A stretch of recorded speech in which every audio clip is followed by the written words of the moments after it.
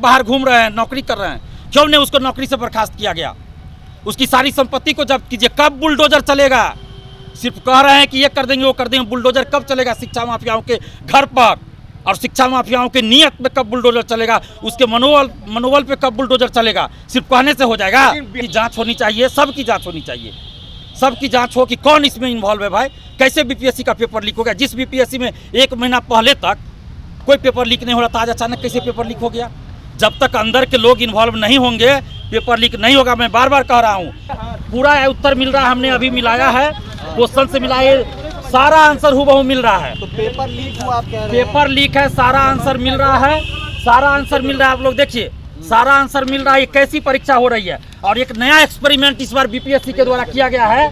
थोड़ा शांति बनाइए आप लोग, कि एडमिट कार्ड के पीछे आंसर लिखा हुआ है और ये वायरल हो रहा है। इसकी क्या सच्चाई है ये जांच करे सरकार, सरकार का तंत्र जांच करे कि इसकी क्या सच्चाई है। सोशल साइट पे ये वायरल है, एडमिट कार्ड के पीछे आंसर लिखा हुआ है।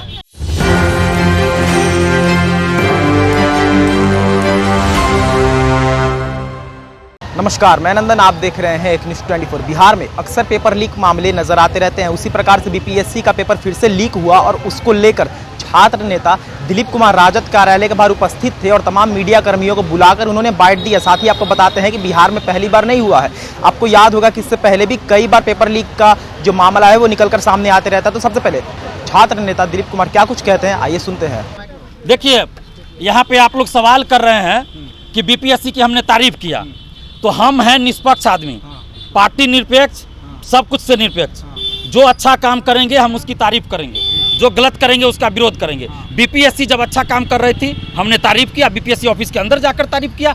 जब गलत कर रही थी, आपको याद होगा, बीपीएससी गेट पर हम प्रेस कॉन्फ्रेंस करते थे, आंदोलन करते थे और बोलते थे कि भ्रष्ट लोग बीपीएससी ऑफिस के अंदर बैठे हैं, अमरिंदर कुमार का नाम तक लेते थे। आज फिर हम बोल रहे हैं, जब बीच में बीपीएससी अच्छा काम किया हमने तारीफ किया, आज जब गलत हो रहा है तो हम कैसे तारीफ करें? क्या लगता है कि भाजपा के साथ मिलकर नीतीश कुमार फिर से कहीं ना कहीं बीपीएससी को बर्बाद करने में तुले हैं? देखिए, ये पार्टी का क्या रोल है मैं नहीं जानता, लेकिन किसी की भी सरकार रही हो उसमें पेपर लीक होता रहा है, चाहे गठबंधन में कोई भी पार्टी रही हो। सिपाही भर्ती हुआ उस समय बीजेपी सरकार में नहीं थी, इससे पहले बीपीएससी का पेपर लीक हुआ 67वीं का, बीजेपी सरकार में थी। बीएसएससी सीजीएल का पेपर लीक हुआ तो बीजेपी सरकार में नहीं थी, आरजेडी थी। तो कोई भी पार्टी सरकार में रही है या विपक्ष में रही है, पेपर लीक होता रहा है और शिक्षा माफियाओं पे कार्रवाई नहीं होती है, दिखावा होता है। जब तक बड़े बड़े शिक्षा माफियाओं पे कठोर कानूनी कार्रवाई नहीं होगी तब तक कुछ नहीं होगा। आप बताइए ना, 67वीं बीपीएससी में कितने लोग पकड़े गए थे, किसको क्या हुआ? भाई सब लोग बाहर घूम रहे हैं, नौकरी कर रहे हैं, क्यों नहीं उसको नौकरी से बर्खास्त किया गया? उसकी सारी संपत्ति को जब्त कीजिए। कब बुलडोजर चलेगा? सिर्फ कह रहे हैं कि ये कर देंगे वो कर देंगे, बुलडोजर कब चलेगा शिक्षा माफियाओं के घर पर?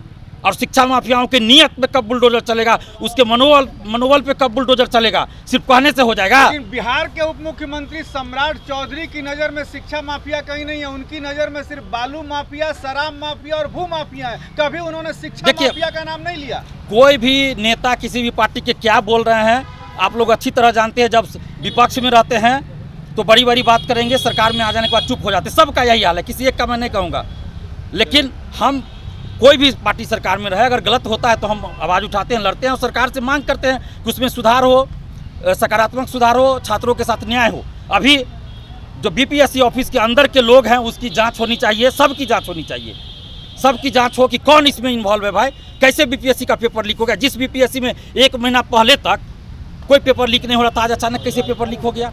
जब तक अंदर के लोग इन्वॉल्व नहीं होंगे पेपर लीक नहीं होगा। मैं बार बार कह रहा हूँ, सिपाही भर्ती में भी मैंने कहा था कि एसके सिंघल की संलिप्तता नजर आ रही है, अब हटाया गया ना एसके सिंघल को, तो बीपीएससी ऑफिस के अंदर के लोग इसमें इन्वॉल्व है तभी पेपर लीक हुआ है। अगर इन्वॉल्व नहीं रहते तो पेपर लीक नहीं होता। सबसे पहले बीपीएससी ऑफिस के अंदर के लोगों की जांच हो और अमरिंदर कुमार के जो गैंग है उसकी भी जांच हो कि कौन कौन अभी बीपीएससी ऑफिस के अंदर बैठा है। एक तो रंजीत का नाम आ रहा है, अब पूरा नाम मुझे नहीं पता क्या है, रंजीत कुमार है कि क्या नहीं पता, लेकिन रंजीत का नाम 67वीं बीपीएससी में भी आया था।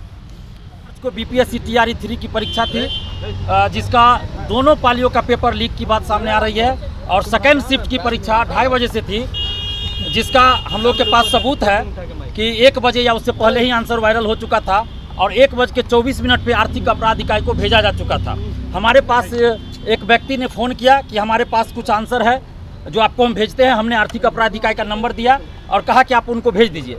उन्होंने आर्थिक अपराध इकाई को भेज दिया और हम खुद उसके मोबाइल में देख के आ जाए हैं, उसके बाद ही हम इस चीज़ को उजागर कर रहे हैं। और ये आंसर था, आपको बता दे रहे हैं, सेट ए का जो बीपीएससी का क्वेश्चन था, सेट ए का क्वेश्चन नंबर 110 का आंसर है इसमें नीरज चोपड़ा, क्वेश्चन नंबर 112 का 28 मई 2023, क्वेश्चन नंबर 116 का लगभग 5 lakh, question number 93 Mahatma Gandhi, question number 79 मंगल, क्वेश्चन नंबर 80 रोहतास या 1764 जो हो।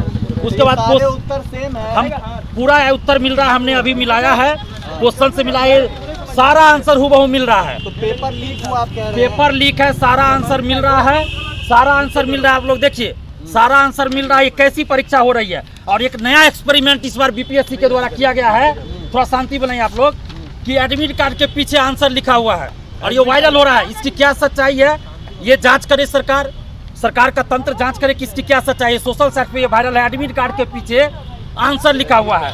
और एडमिट कार्ड है ये किसी अभ्यर्थी का होगा, जिसका भी हो।